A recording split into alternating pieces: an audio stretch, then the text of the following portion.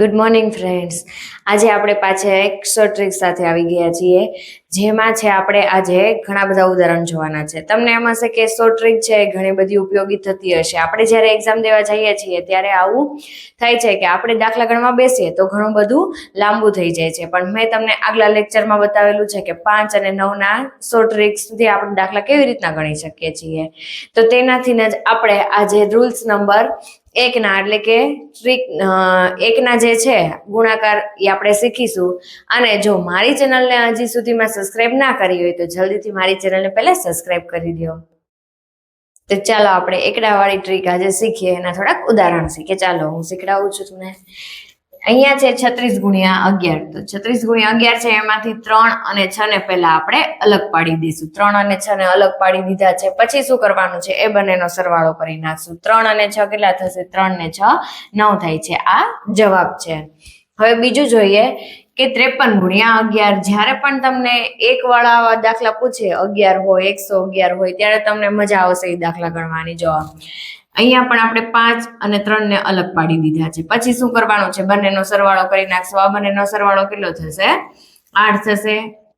પછી હવે ત્રીજો દાખલો જોઈએ. અહીંયા 89 ગુણ્યા 11 આપેલા છે, તો આપણે બંનેનો અલગ પાડી દીધા છે. હવે 8 વત્તા 9 કરો એટલે કેટલા થશે? 17 થશે. તો હું અહીંયા 17 મૂકી દઉં? ના, તમારે આવી ભૂલ નથી કરવાની. શું કરવાનું છે? અહીંયા 17 છે, એના બદલે આપણે શું કરવાનું છે? 1 ને અહીંયા વધી તરીકે મૂકી દેવાના છે. અહીંયા કેટલા થશે? 9 7 9 એટલે કે 979 આપણો જવાબ થશે. હવે આગળ હજી 111 વાળી ટ્રીક જોઈએ.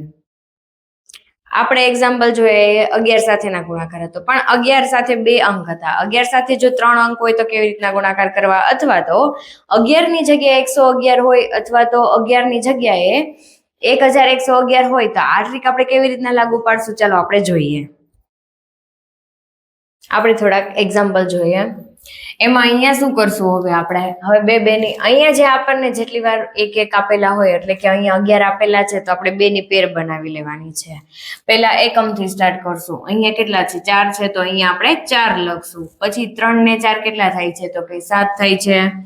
7 પછી 3 અને 2 કેટલા થશે? તો કે 5 થશે. પછી છેલ્લે કેટલા છે? તો કે 2 છે. આ છે આન્સર ફાઇનલ. પછી એવી જ રીતના આપણને ઉપર 4 અંક આપેલા છે ને નીચે 2 જ આપેલા છે, એટલે કે 11 જ આપેલા. તો તેની હારે ગુણાકાર કેમ કરશું? એમાં પણ આપણે પેર જ બનાવવાની છે 2 ની, જ્યારે તમને 11 આપેલા હોય તે માટે. તો કેમ કરશું? પહેલા મૂકી દઈશું 8, પછી 8 ને 7 15, 15 નો પાછડો વધી 1, પછી 7 ને 6 12 ને 1 13, 13 ને 1 14, 14 નો ચોગડો પાછો 1 વધી 1, 6 ને 5 11, 11 ને 1 12, 12 નો બગડો અને પાછી વધી 1 આવશે. પછી 5 ને 1 કેટલા થશે? 6. તો આ છે આનો ફાઇનલ આન્સર.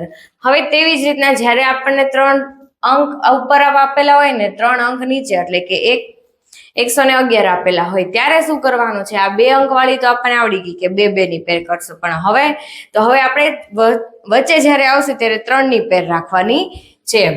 ચાલો જોઈએ. પહેલા કેટલા આવશે? 4, પછી 4 ને 3 કેટલા થશે? 7, પછી 4 ને 3 7 અને 2 પ્લસ પાછા 2 કરવાના છે, કેટલા થશે? 9 થશે. પાછા 3 ને 2 5 અને છેલ્લા કેટલા વધશે? 2. તો આ પણ આનો ફાઇનલ આન્સર છે. હજી આપણે એક એક્ઝામ્પલ જોઈએ. હવે જોઈએ કે જ્યારે આપણને ઉપર 4 અંક આપેલા હોય ને નીચે 111 આપેલા હોય, ત્યારે કેમ ગુણાકાર કરશું? તો ચાલો જોઈએ. પહેલા કઈ રકમ લેશું? કે અહીંયા 3 છે, એટલે આપણે 3 ડિજિટ સુધીના અંક એક સાથે લેવાના રહેશે. પહેલા આવશે 4, તો અહીંયા આપણે મૂકી દઈશું 4. પછી 4 ને 2 6 થશે. પછી 4 ને 2 6, 6 ને 7 13 થશે. 13 નો તગડો વધી આવશે 1. પછી અહીંયા 3 ડિજિટ લઈ લીધા. હવે પાછા આપણે શું કરશું? અહીંથી લેવાના છે. 7 ને 2 9, 9 ને 3 કેટલા થશે? તો કે 7 ને 2 9, 9 ને 3 થશે 12, 12 ને 1 થશે 13, 13 નો આવશે તગડો, પાછી વધી 1 આવશે. પછી 7 ને 3 આવશે 10, 10 ને 1 આવશે 11, પાછો 11 નો એકડો આવશે ને પાછી વધી 1 આવશે. પછી આવશે 3 ને 1 4. તો આ છે ફાઇનલ આન્સર. હવે તેવી જ રીતના છે, જ્યારે પણ આપણને 4 અંક ઉપર 1111 આપેલા હોય ત્યારે આપણે કેવી રીતના ગુણાકાર કરવાનો છે?